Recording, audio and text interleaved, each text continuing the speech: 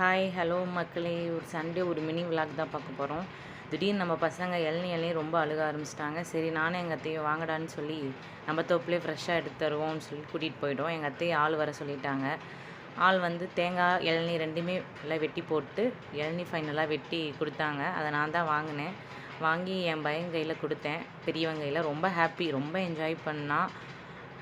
சின்னவன் பார்த்துட்டு எனக்கெலாம் வேண்டாத மாதிரி ரியாக்ஷன் விட்டான். பெரியவன் வந்து குடிச்சிட்டு சூப்பராக இருக்குது அப்படின்னு சொன்னான். அப்புறம் என் வீட்டுக்காரும் வந்தாங்க, அவங்களும் குடித்தாங்க.